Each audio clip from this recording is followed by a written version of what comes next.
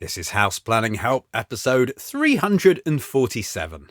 Hello, I'm Ben Adam Smith, and this is the podcast for you if you're interested in building a home or retrofitting an existing dwelling. I'm exploring what houses we should be building in the 21st century and trying to break down the major roadblocks that may get in our way.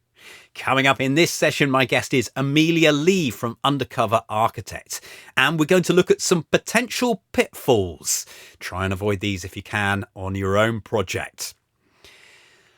We tend to start the podcast by sharing a resource, and I don't think I have to look far today. Let's make that resource Undercover Architect. I think by the time you listen to a few minutes of this, you're going to be subscribing to the podcast straight away.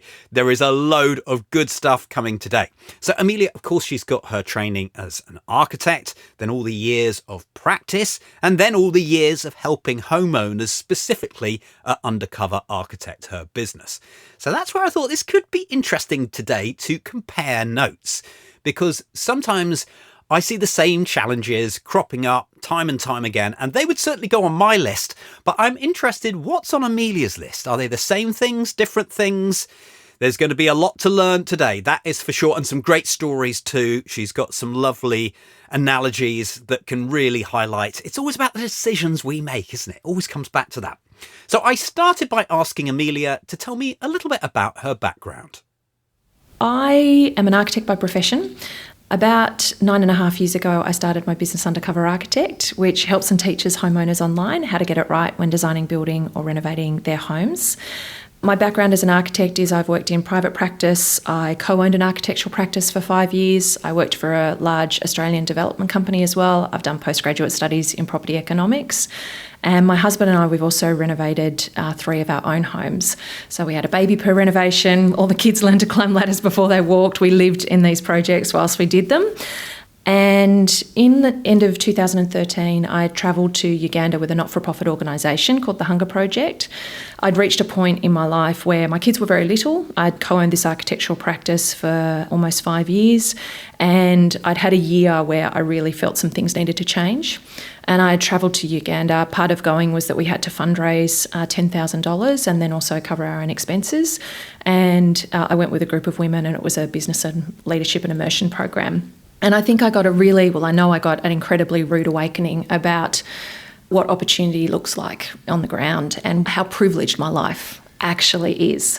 I remember meeting a woman who was the similar age as me. She was really doing incredible things. The Hunger Project works with people to help them. It believes that the power to ending hunger and poverty lies with those most impacted by it. So through education, and they particularly target women because they see that when they help women, it creates generational change.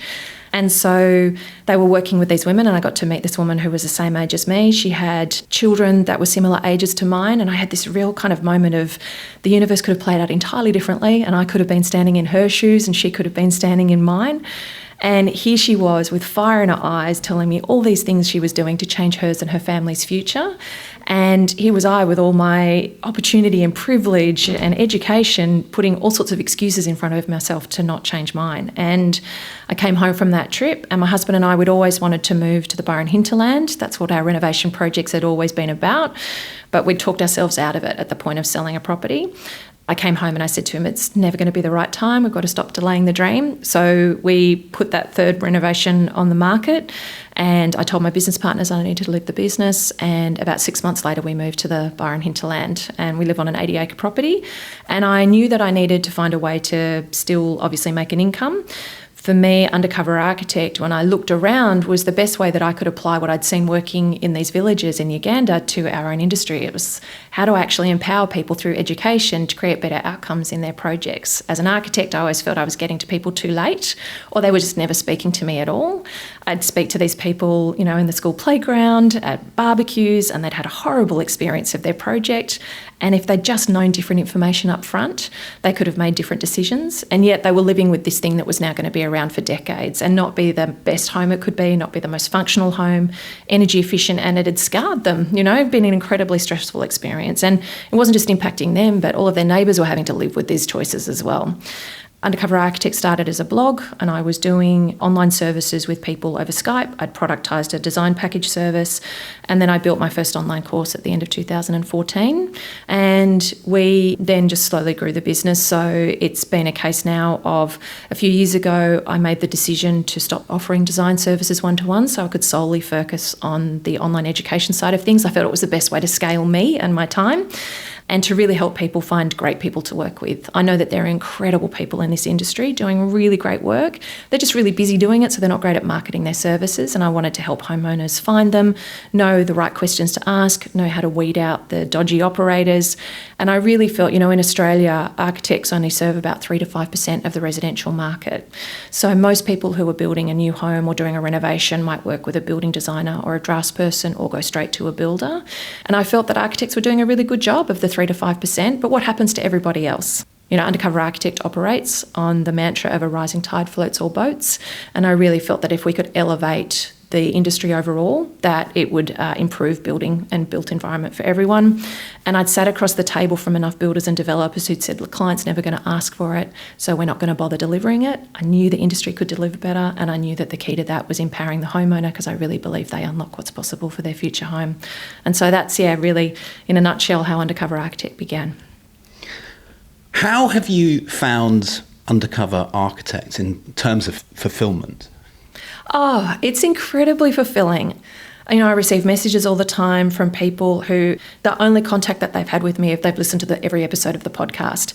And then they talk about their finished home and the choices that they made as a result of it. And I thought they never knew potentially what an architect could do. They never knew what they needed to know, but they just went searching online and found this podcast, made a commitment to start listening to it, invested that time themselves, and have really been able to change the trajectory of their project. So to think that, as an architect, it's such a one-to-one relationship traditionally. You're sitting across the table, you're standing in the house of the person that you're helping.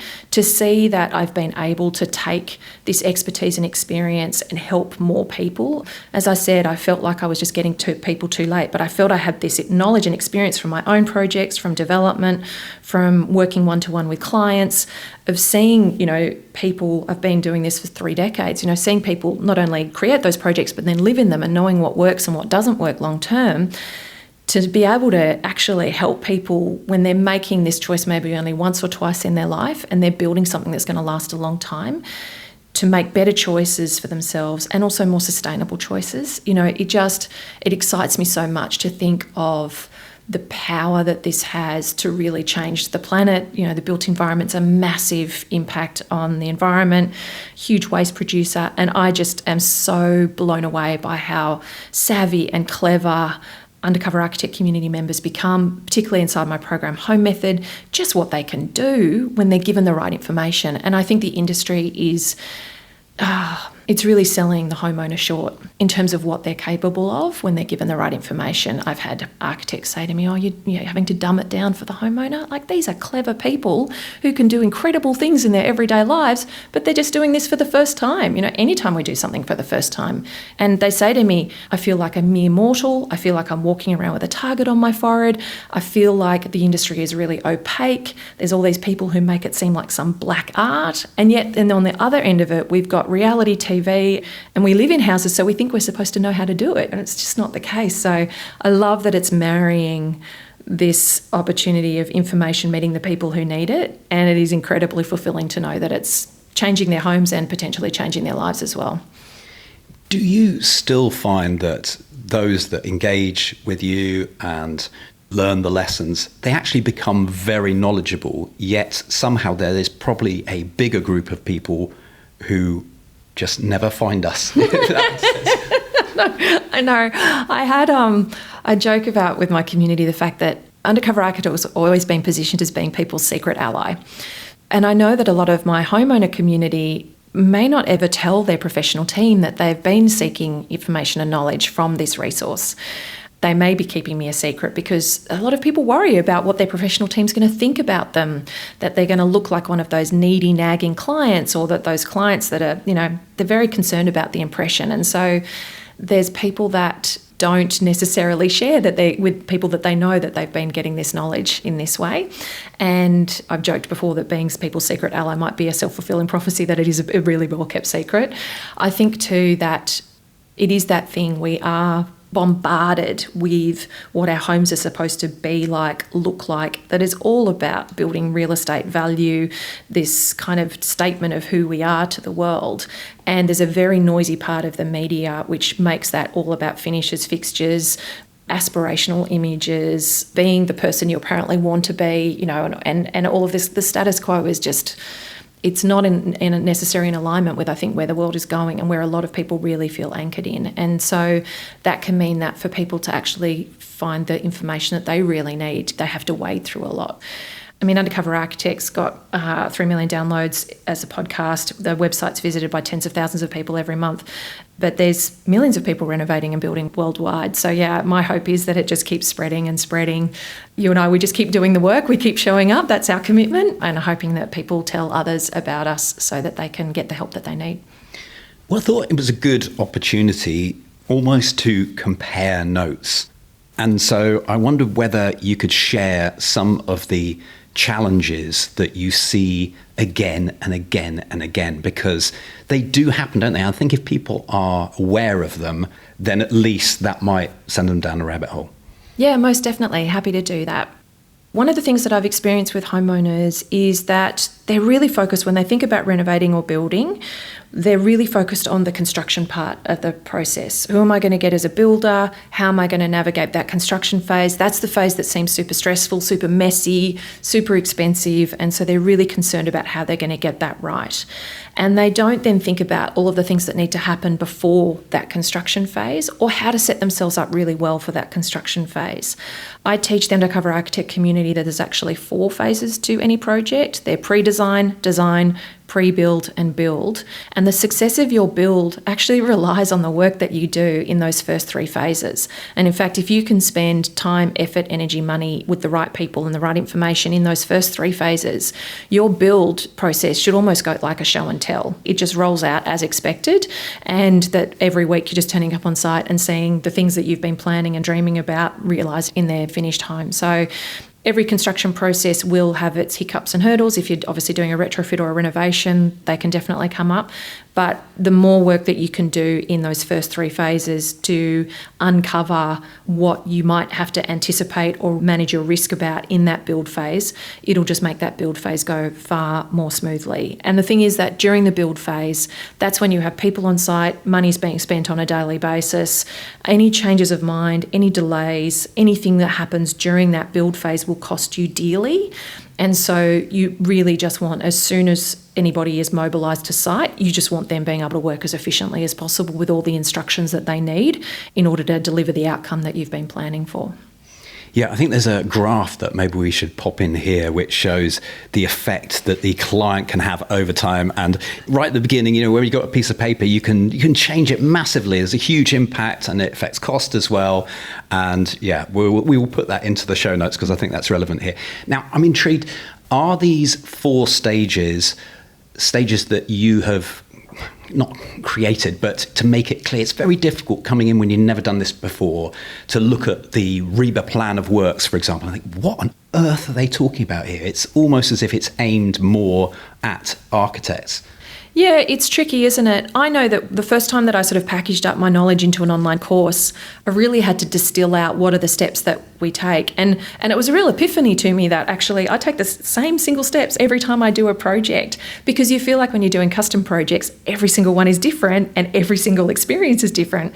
But yeah, I found that as I extracted it and distilled it, it was these very similar steps that happen across every different project, but just then their application to the project can vary. And the pre-design, design, pre-build and build came out of that. We do obviously in the world of architecture have different stages that we take homeowners through, things like concept design, schematic design, design development, documentation, contract admin or construction, but they're very kind of industry-based terminology which a homeowner doesn't really understand. And so for me, part of what I was doing was translating that. Also, though, when an architect talks about schematic design, design development, they're not necessarily explaining what do all the other people do, what happens in all the other processes in those phases. And so I wanted to make sure that that was really clear for people as well. So I have seen some architects start now to talk about pre-design, because a lot of people think that the beginning of their project is literally we start designing, and yet there's a whole heap of work that can happen before design that helps set up design better. And you can do those steps at any time. So it's, for people to actually understand that there's a stage of work to begin before you design is really valuable as well. Maybe you can just give us a taster of what's within those 4 categories, and perhaps we can link to a resource if people want to go further in depth. Yeah, most certainly. I've got actually some podcast episodes which I'll share the links with you on some mistakes that get made in each of those phases. And then inside Home Method, of course, we teach the steps that are involved in each of those phases. That's the structure of Home Method. But something like pre-design, for example, the very first step that I share is that you need to find out what your local rules are. So you need to find out what planning regulations, what council requirements are, what your local authority deems you are able to do based on what you might be planning for your house or your block of land. And the thing is that a lot of people will operate on assumptions. They'll have spoken to their neighbour, their real estate agent might have told them something. It won't be until they've already designed their project and then they submit it to their local authority that they discover those rules actually don't apply to their project. There are also some opportunities in some locations, and Australia has this opportunity in some of its councils, that you can fast track your planning approval as well. So unless you find out what's involved in fast tracking it, you won't know, and you might design something that prevents you from being able to do that. So understanding your local rules, it's like playing any game. When you find out the rules first, you can create the greatest strategy in order to be able to be most expeditious and efficient in how you do things, or you can figure out what you're going to be up against and what that's going to mean from help and time and money to be spent. Of course, working out your budget is super important at that point, and your budget needs to be visited every step of the way as part of your project. A lot of people set and forget it, but I teach homeowners that each of those 4 phases you really need to be checking and managing your budget overall. And another key part of pre-design is you need to figure out what you're seeking to achieve. So what are your big picture goals? What are you going to create as the framework for why you're doing this project, so that you've got somewhere to return to for all of those minuscule decisions you need to make, something like 15,000 decisions, that gives you somewhere to anchor yourself to and check against to guide the decision making overall, so you don't get lost in the process. Of course, design, that phase is about really figuring out how are these spaces, places, rooms in your home going to work best for you in terms of the functionality and the livability of your home. Big part of that, of course, is understanding the site. What does the climate require? What's the orientation of the site? How does the sun move across your property? How are you going to maximise the value of those natural assets so that you can optimise your design to work with what's available for free and really improve the energy efficiency of your home? You're also starting to think about other things that you might need inputted into that design process and efficient ways that you can go about your design. So a lot of people assume that a renovation might involve just an extension, maybe adding a second story, adding on rooms onto the back. There are lots of different ways that you can renovate a property. Same thing when you build a home, you can build it with lots of different types of companies. All those opportunities will change the cost of the project, amount of control and input you have. So really figuring out what the best strategy is going to be for you and not assuming that there's just one way or the other. Then pre-build is obviously starting to look at your building approvals, who you're going to work with, how you're going to navigate all of those contractual things, making sure that you're getting all your documentation right, all of your specifications, your selections. Of course, you'll have been thinking about that through design. You'll have been hopefully making choices that are in alignment with your personal values. It might be around sustainability and those priorities, of course, your budget. So they sort of feed into the pre-build process and really getting yourself ready for construction. Bringing forward as much of your decision making as possible so that you are just freeing yourself up during construction to not be making decisions under pressure, and that you're documenting it as clearly as possible. Drawings, specifications, those kinds of things are the language with which the construction industry understands how things get done, and so the more you can put into that information is super important. I recommend with homeowners that they're working with an energy efficiency consultant right from the beginning of their project so that they can use that consultant to test the design through their modelling tool. So if you're doing passive house, that's obviously PHPP, but in Australia we have NatHERS as an energy efficiency assessment tool that's required as part of doing a project. bring that in at the beginning of your project so that you can be modelling your design and testing ideas and getting data-driven feedback about whether they're going to work. A lot of people, though, still do leave it to their pre-build phase. So that will be where you get that last check to make sure, have you insulated this home successfully? What else do you need to include in order to achieve the energy efficiency targets? And then build, of course, is just the stages of construction. So if you're starting with demolition or site preparation and then moving through, and most importantly, understanding, is your contract going to get you into trouble? What does it obligate you to? What are the processes that you need to follow? How are you going to know that things are happening on site as they need to? How are you going to regularly meet with your builder? And then right through construction to knowing that things are done and the builder's ready to leave site and you've got your finished home. Shall we move on to budgets next? And you've seen this time and again. So I'm also a little bit intrigued in how you have logged all of this. So can you explain? So in terms of the budget, the thing for me is that a lot of people will say, oh, it costs so much more than I expected it to. My experience in working with homeowners over 30 years of doing this is that when they show up at that initial meeting with their budget ideas and with their brief or their description of what they want, that their budget is 50 to 75% of where it needs to be to match the brief or the ideas that they have for their future home. And this is tracked across the course of my career. So even with all the cost increases that we've seen in construction, particularly recently post-COVID, we've still found people's expectations have adjusted, but they've still only adjusted to be 50 to 75% of where their budget truly needs to be. The goal here for anybody is to have frank conversations with their team right from the outset so you can get your expectations managed and adjusted as quickly as possible. What people unfortunately do is they'll either not talk about their budget, they'll imply to their team that their budget's a grey area and it has a bit of flexibility when it doesn't really. Their team won't know that that budget is for everything, not just for construction. And so their team won't back out, say, all of the professional fees, the statutory costs, the landscaping, all of those kinds of things. And then they'll also not use proper practices during their project to make sure that that budget is managed throughout and that they're getting quality input on what that budget and cost should actually be.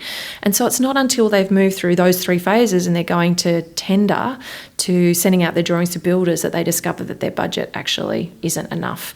So I teach processes inside Undercover Architect where you actually bring the builder on board as part of your early process. You bring them on board as a paid consultant into your design team. They work independently with you and your designer. You're separately contracted to both of them. We call it the PAC process or paid as consultant process. So your builder can actually be providing input on cost and buildability from the outset. And that includes at that very first meeting when you say, my budget is X and I want to do Y, the builder and the architect can sit there and say, well, our previous projects, we know that the Y that you're asking for, it traditionally will cost this amount per square metre based on these kinds of finishes, or if you want to do these kinds of finishes, it'll cost this amount. So this is going to dictate the size of your house right from the outset and the kind of level of finish that you can expect. If that's not going to be enough, then you need to figure out, do we have to find more money or do we have to radically reduce the size of our property before we begin? And so right from the outset, you've got that understanding of what your budget needs to be in order for you to build this project. There seems to be a tendency, from what I've seen, that people max out. And that can be on various different levels. If you're on a tight budget, you're going to max out. But also, if you've got lots of money, you somehow find you've built a much bigger house than you needed and you're able to spend that money. And the only time I tend to see, just assuming this is someone going through for the first time, that not happen is when they've got project management skills within their job already. So I don't know whether that's something you see.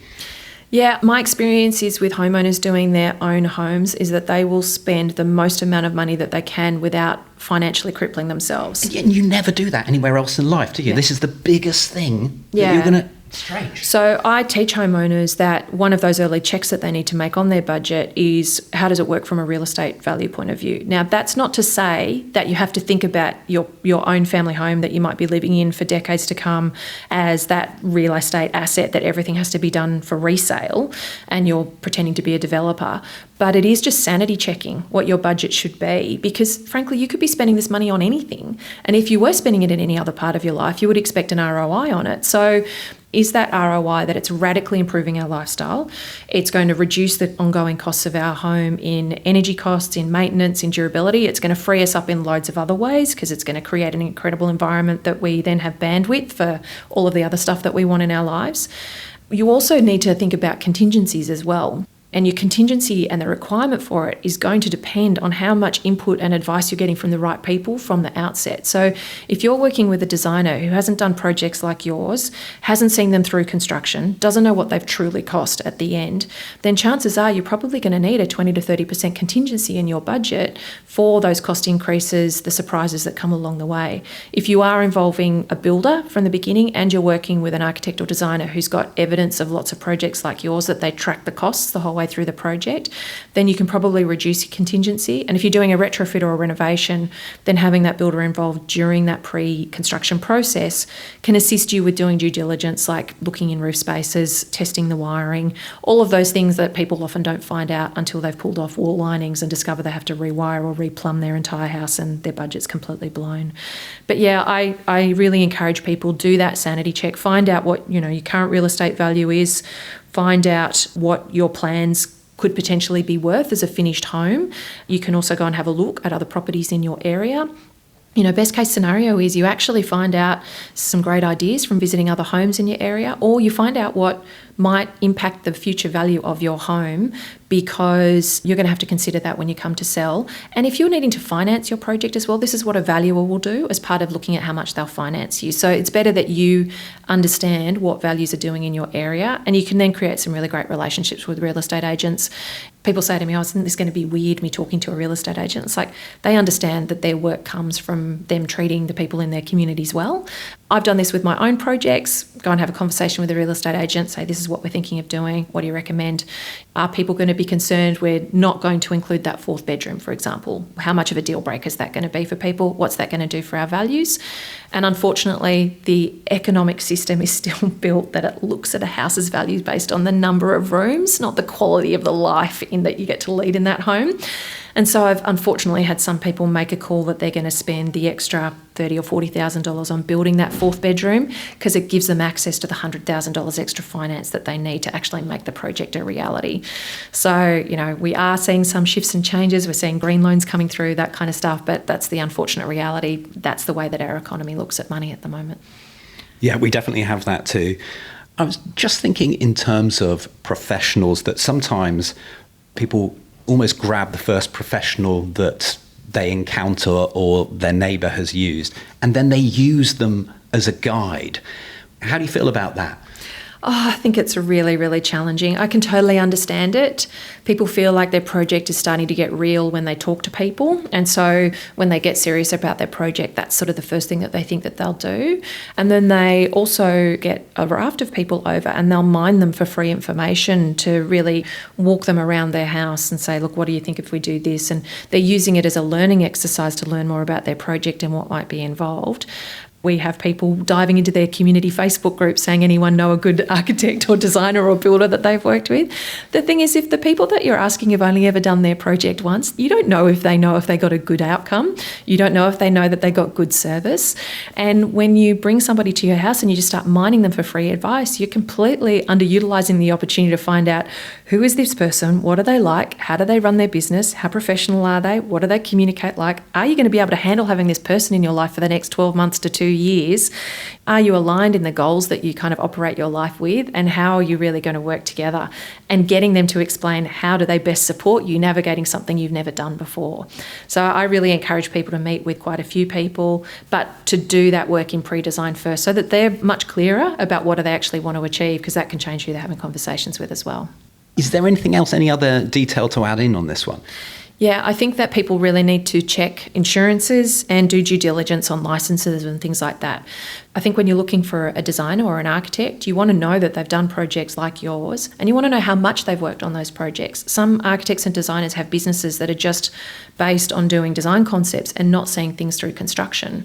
That might not mean that you don't use them, but it might mean that you actually definitely need to bring in that construction experience in bringing that builder on board during that design phase as well, so that you can get that input on how you're going to make the construction as efficient as possible, because that's going to have a big impact on the cost of the project and the time that it takes as well. I really think that finding that like-mindedness, finding that cohesive communication, and finding somebody you can see is actually listening to you and is interested in what you're seeking to achieve, and really values that you've done some work and some research on getting yourself informed. Your listeners, Ben, will be people who are, I imagine, researching not only on your podcast, but in lots of other areas of their life. You will meet professionals who will resent that, who will not like the fact that they have an educated client who feels that they're being challenged, questioned, doubted. Notice the red flags. Your gut will tell you, and a lot of people, I think, ignore it because they feel, I'm doing this for the first time. I don't want to be one of those clients right from the outset. Ask lots of questions, like seriously. The best professionals, they will see the questions that you're asking as a guidepost for how much do they need to fill your expertise gap and where do they need to best support you. And they will, set the rules that there's no such thing as a silly question, and they'll be really open to discussing things with you because they see it as an opportunity to help build trust in the relationship really early on. Shall we move on to your fourth insight? Yeah, so one of the problems that I see a lot of people, and we've touched on it in some of these other points, is they will dive into their project thinking that the first thing that they need to do is actually figure out how the rooms and spaces that they want are going to be put together in their project, be it working with their existing home to retrofit or renovate it, or working with a new build. And often they'll treat the way that they want to go about this as a real estate checklist of rooms.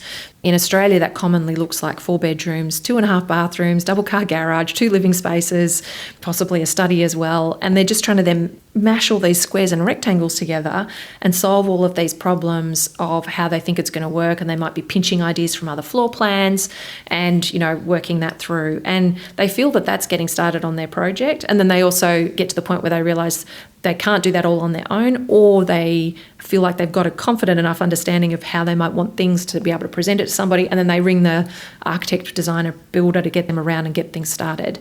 You are so much better served if you start thinking frankly about how do you actually want to live in your future home? How do you want to feel in your future home, and how do you want it to feel for you? What are the big goals that you have, and how does that align with the other parts of your life? So are you somebody who is sustainably minded? What does that look like from a design and a construction point of view? Are you somebody who wants to be able to entertain more? I have lots of homeowners who work with me who have kids that are little, are growing into teenage years. They want to create a place where they know that their kids feel that they are comfortable to have their friends over all the time. They've got spaces that they can be hanging out with their friends where they're sort of within earshot of the parents, so they don't feel like they're having to helicopter over them, but they know enough what's going on in their lives that they're not out somewhere getting up to trouble.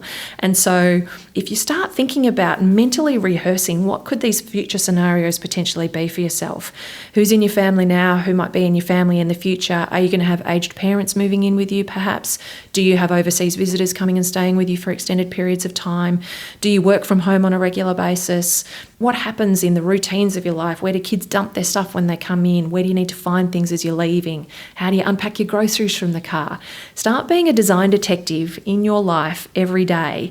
All of these things start to build the details of what your future home can be, and they provide really great intel for you then to see the world very differently in terms of who you might need to work with, what kind of home you might want to create. And I find that inevitably when people do this, they end up realising that they need less space than they initially thought. They get their rooms working far harder for them. They create much more functional homes. They start to think about things like energy costs, creating livable spaces that are light-filled, where the sun is doing a lot of heating and cooling for them. They even might start to pursue things like passive house because they want to build in that verification process during construction. They just start to put their feelers out for a lot more knowledge and information because they've thought at a level of interrogation about their everyday lives that most people don't. And it sets you up for the opportunity to build a home that is much more in alignment with you, and that then helps you find the right people to support you in that journey as well. Yeah, let's stay on space for a moment because it's something that always fascinates me. So the first thought I have is that sometimes I find, we've mentioned it already, build to the neighbourhood, but when you lock yourself in on a piece of land, it almost dictates the size. So do you have any comments on that first of all?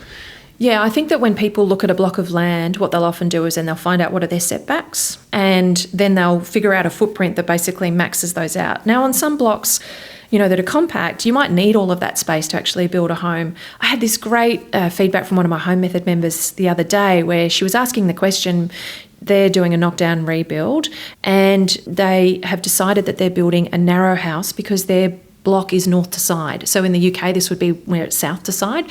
And they've decided that they're actually going to build a long, narrow house because that gives them the greatest level of exposure to that best performing orientation along the most amount of house.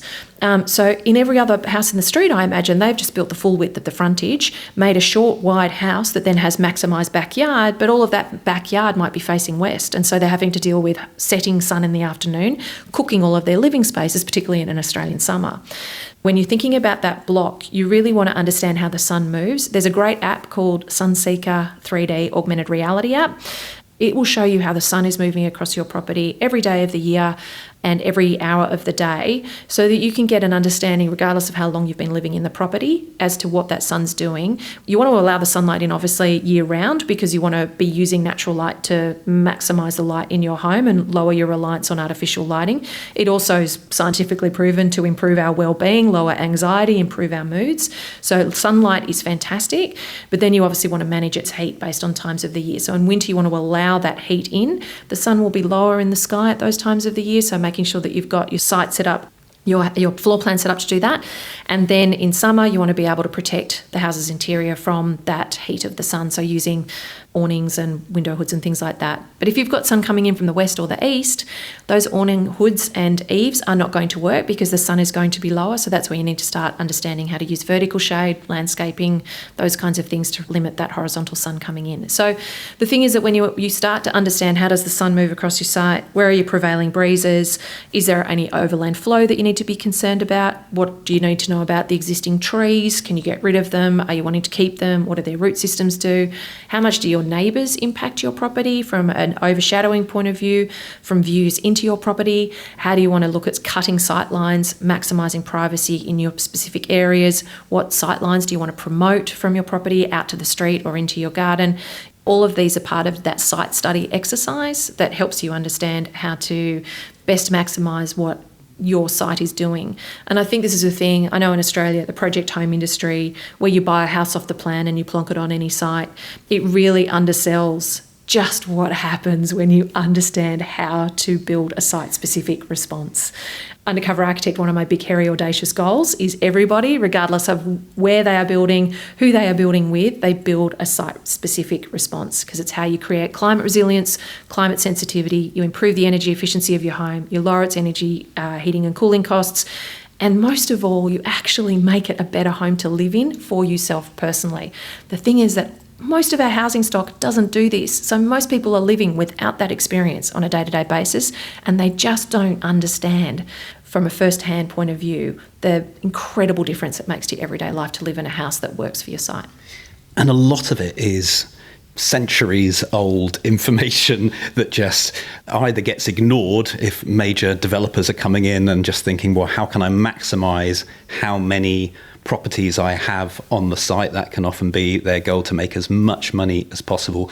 Just coming back to space for a second, I'm sure you're aware of Sarah Suzanka, but two things that I absolutely love that she says that I find myself telling a lot of people is about planning somewhere that you could use the space, all the space, every day.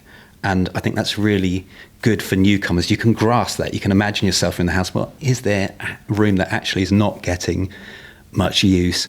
And that almost sends you down the other flexibility, that there's nothing wrong with flexible space. In fact, it makes you feel good that you are using your house to its greatest benefits.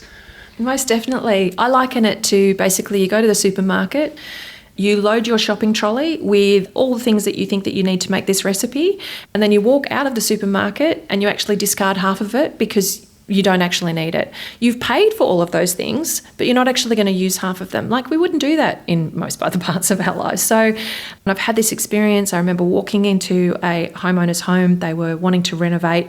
Their house faced north to street. So in Australia, the sun moves through the north. So their street side was the side that was facing north. And then it descended down this slope to the southern side. So they had a house that was full of all of these dark spots. And we're walking through the house. And I said to them, do you struggle with the orientation? You know, all of the sun is on the front of your house. What do you do? And they were like, oh, no, it's not a problem. And then we're walking through the house and they're like, oh, that area we just have as a bit of a dumping ground. We just got storage there. Oh, that area we don't really go in there because it's damp all the time. time. Oh, that area, it's pretty dark. It's not very nice. We need to do something about that. So where do you spend most of your time in this house? Oh, up on the courtyard and the veranda at the front. Why do you think that is? Oh, it's just really nice and sunny up there most times of the day. And they just never clocked that this is how they were living in their home. Watch how a cat moves around the house. A cat gets it. These are really good analogies. I like this. So seeing how a cat moves around your house is a really great way to see how do you actually need to set up your home. I find a lot of our houses, they will have been set up based on what plumbing infrastructure might have been. So, I used to live in a terrace house in Sydney, which was based on a lot of the terrace houses out of the UK. The rear lane access was where the horse and carriage used to come in to take all of the sewerage away. So, all of the services are set up where they need to go to make that as expeditious as possible.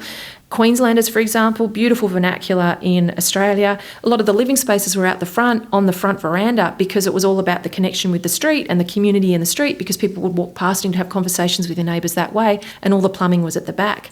We live now in a way where all of our living areas are into these private rear yards.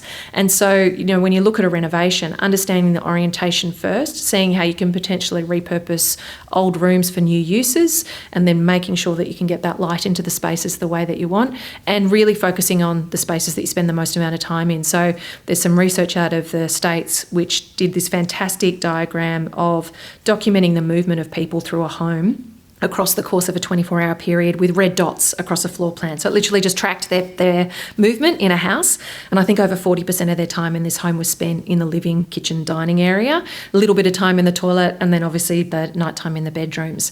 If you're wondering about how to spend your money in your project, prioritise it based on where you're going to be spending the most amount of time in your home, which is those living, kitchen, dining areas, and then look at how that works also for the orientation and the other conditions on your site to really maximise the livability of those spaces.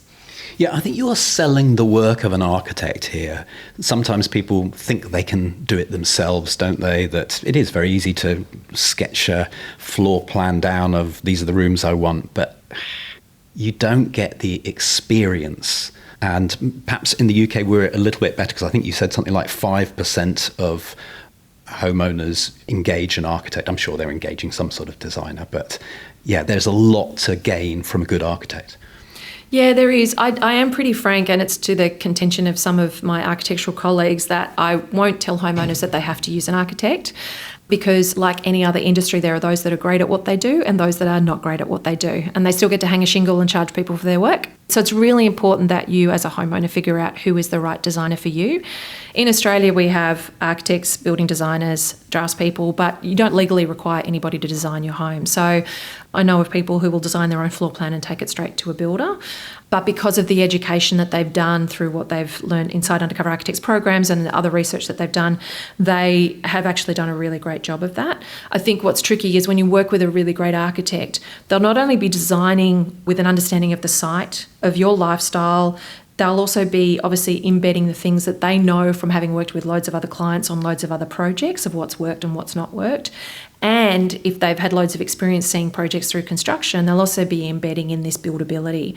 I have lots of people who they'll work with draftspeople or building designers or even have a crack at it themselves, and they'll be designing really big spaces that are actually going to be incredibly expensive to structurally make happen.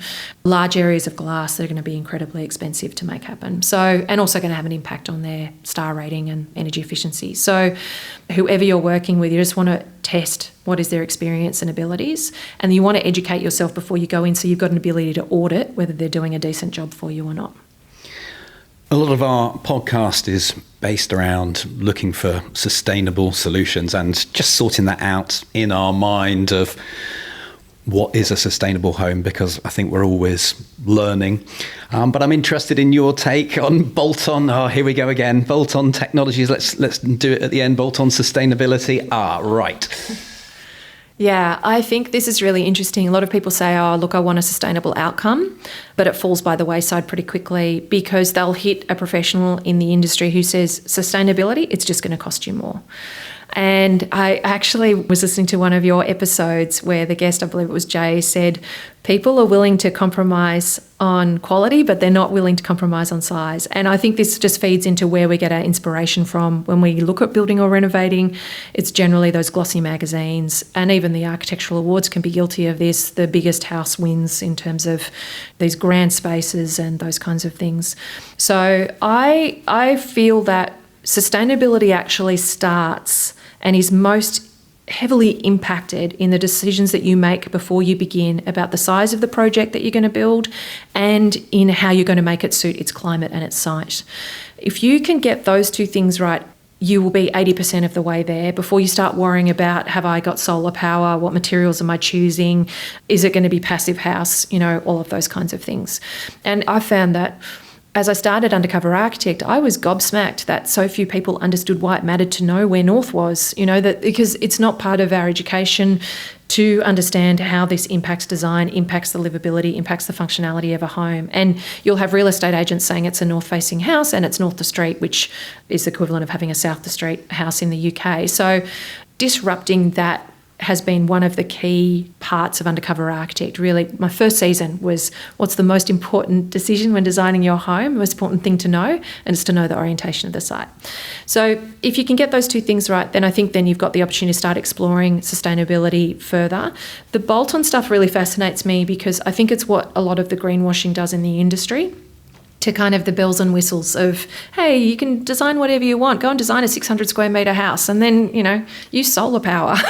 And you're just like, oh, it's such a false economy. So, and it's really hard. I shared a post yesterday that was from Steve Batchek in the States, and the comments on it was, well, it's their house, their freedom, their choice. They can do what they want to do. And yes, that exists. That's very true. But we're all living on a planet, and we know our choices impact everyone in everything that we do, and building a house is no different. And you're embedding those choices for a very long time. So when I look at people making decisions about their projects, they can get very bamboozled by a lot of that information in the industry and think that sustainability is about those bolt-on things. But please don't get distracted from those really foundational choices, which will not only improve the sustainability of your home, but actually improve the way you get to live in it. It'll just feel much better as well. I know that you've got a lot of experience with this as well. How do you see this sort of playing out for homeowners in terms of their levels of confusion and that kind of stuff about it? I think quite often I see people who find out or do the research or come across the concepts when they're underway, pretty much. If they want to do this, they're going to have to put everything they've done so far in the bin and start all over again. Some people do, some people don't. And sometimes I try and explain to people, friends, this is a good thing to do. This is the right time. You're renovating, your house is, falling down, or this is not so good. And still, I don't get through 100%. So it's tricky, but there are lots of just amazing projects that I'm lucky enough to visit. That's one of the things that I enjoy most, is going around. And sometimes simplicity is a concept that just I love. And if I do it again, my house is already quite simple, but I think simplicity can take you so far and make so much better use of the budget. Yeah, I agree. And I think that the bolt-on stuff it's almost like it's this house of mirrors of this is the complexity that we're going to blow people away with this high-tech stuff and make them believe that this is actually a better choice. And then we can obviously charge the money for it as well. And so, yeah, I agree with you that it's that hard thing, isn't it, when you meet somebody who has the design and they're going, oh, crap, I didn't realise that I could have done all these other things. And I think it's that expectations management piece, isn't it? Because you don't want to discourage people who have found this out in the midst of their project to make some better choices before everything's locked and loaded and completed. So, wherever you're at in your project journey, whatever you can do, once we know more, we can do more. So it's this thing of not beating yourself up about the fact that you didn't know it before you began, particularly if you're not willing to go back and start again, and just doing what you can to improve it. And that might mean that you're just choosing low VOC paints. It might mean that you switch out certain materials. It might mean that you consider getting some better as-built verification done. So something I talk to homeowners a lot about who might be working with a volume builder is how are you going to know during construction that you've actually got what you've designed in? You know, the Passive House process builds it in, particularly obviously if you're going for certification, but there's lots of things that we can borrow into traditional construction that will enable us to test during construction that we're actually getting what we're paying for. In Australia, the average star rating of a house is 1.5 to 2 stars. The current requirement is 7 stars. And so you'll find that we've got a lot of existing building stock that can be dramatically improved in terms of its energy efficiency. But if you're not using methods such as blower door tests or thermal image cameras, WUFI analysis and things like that, you'll be batting at shadows. And there's an incredible amount of opportunity and tools in the industry to get proper data that can inform these decisions. I feel like a lot of homeowners feel like it's a really grey, they're just having to guess at choices and everybody's making the best guesstimate they can. But they leave behind that these tools that often have to come in at construction anyway as part of your approval process, you can bring them in much earlier. So it's like I mentioned before, your energy efficiency modelling can be done whilst your home is still in design phase. In Australia, we're still debating whether single glazing or double glazing is what people want to do in their projects. So you can look at that and go, okay, well, this is the impact that double glazing will make if I do it on the whole house, on just part of the house, on none of the house. Even tinted glass, people still do clear glass in their houses. You know, my recommendation is as a base minimum, you do tinted glass. So, you know, you can see the difference that insulation makes. People will spend a fortune on insulation. They'll double it up thinking that they're going to get a great outcome, but then they don't check that it's been installed correctly. You have a 5mm gap in your insulation, it reduces its effectiveness by up to 50%. You stack insulation on top of each other, but you don't do it in a way that it won't sag under its own weight, then you might as well have not paid for it in 5 years' time. So we've got to think the whole way through the process. And then if you are of a mind to entertain when you find out and you're at a point in your project where you could start again, or you could at least rework what you've done. Change is cheap whilst it's lines on a page. So anything that's just drawn is significantly less costly to change than dealing with an outcome that you regret. And what people don't realise is that once they know, they can't unknow that information. And so they can move into their house and be filled with a heck of a lot of regret that they didn't act on this sooner, and it just can taint the way that they see their home. Now, that's not an excuse to not find this information out. I think a lot of humans walk around going, I'm not going to know something so just so I can never unknow it. But like, our building stock just has such an impact on our planet. All of our targets for 2030, 2050 involve radically changing the way that we build and construct. So knowing this as a homeowner just puts you in a much better position to get a better outcome, whichever part of your project you're in. Now, this has been a very rich, information-packed episode, so I'm not going to take you any further. I'm sure we could learn a lot more from you, but the links will be enough in the show notes to complete that part of it. Is there anything else you want to mention, either for yourself or other things that people might get useful information for their projects? I really want to just speak back to that mindset piece. My experience is that renovating and building, your mindset is super important in how you show up in your project, then the kind of ambassador that you are for your future home. And sustainability still isn't mainstream, unfortunately. And so I find that a lot of homeowners, they will step into their project and they'll meet opposition, and it'll actually be them having to talk people into the outcomes that they want to create in their home. Now, that can be a sign that you've brought the wrong person on board, or it can just mean that that person needs to be educated further. But I really encourage people to not outsource their agency as a homeowner in this process. No one's going to care as much about this project as you do. I mean, you'll hopefully find professionals who are incredibly like-minded and invested and operate with integrity and want to do a really great job for you. At the end of the day, though, it's your home, and so no one's going to care as much about it as you do. And I want you to know that you unlock what is possible for your future home, because it's your decisions, your money, your vision. That's the reason this whole project is happening. So it's really important that you get yourself educated and informed before you begin. So that changes the questions that you ask. You can then know how to navigate your project much more successfully, and you can spot the red flags when they come up. You can spot when you're being told what you want to hear rather than what you need to hear. And you can also be much clearer about the kind of home that you're wanting to create and what a pathway to that's going to look like. Your future home relies on you being able to bring this all to fruition. And so I really encourage you, get yourself in the best position possible, get your mindset in place. That can include, obviously, working with what you're going to need to do to have courageous conversations, how you're going to handle potential contention, how you're going to be able to openly communicate your needs, your wants and your wishes. What are you going to do when things might get a bit prickly? All of these kinds of things. Most of my, community, I have these great conversations with people when they finish their home and they're like, yeah, renovating and building my home was one thing, but I had no idea what a personal growth journey it was going to be as well. And that's been the thing. And what I love with empowering homeowners to do this well, particularly women who are stepping into a male-dominated industry and navigating this, and with any other industry, it's the same with renovating and building. Women are making 80% of the purchasing decisions, and yet they're dealing with mostly men as they do this. I see them get to the end of their project and they turn around and look at what they've been able to achieve and accomplish and create for their family. And it's like, okay, what else am I capable of? What else can I do? And I just get really excited about what it unlocks for people in terms of readjusting their expectations of themselves as well. Lovely to catch up and in person. So nice. Thank you very much, Amelia. Thank you so much for having me, Ben. It's been great to meet you in person. And it's been really lovely to have this chat. We've been taking the notes so that you don't have to. And that was quite a lot of notes today, wasn't it? For sure. houseplanninghelp.com/347. Check out our summary. We always give you the key points once again so you can go through them and think, what was that was said? Also, the links.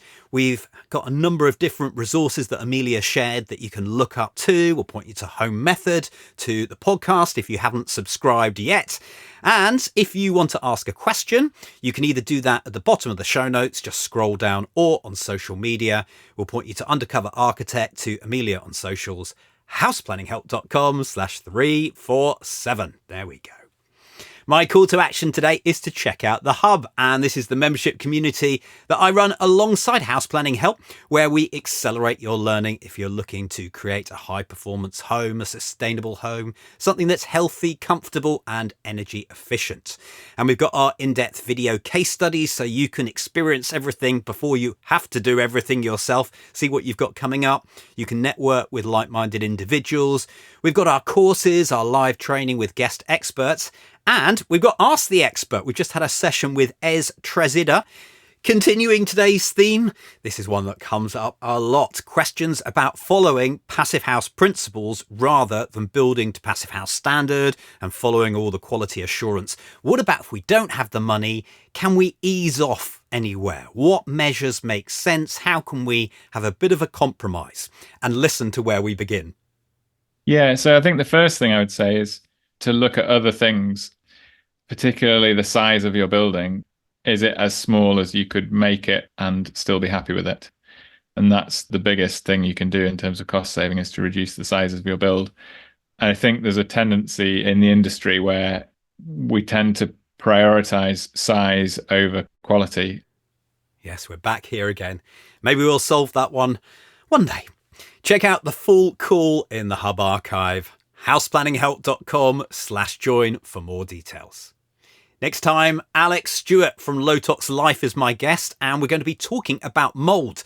An incredible story, slightly scary story, but everything you could possibly want to know about mold and how to address it coming next time. Thank you so much for listening. The House Planning Help podcast is produced by Regen Media, content that matters.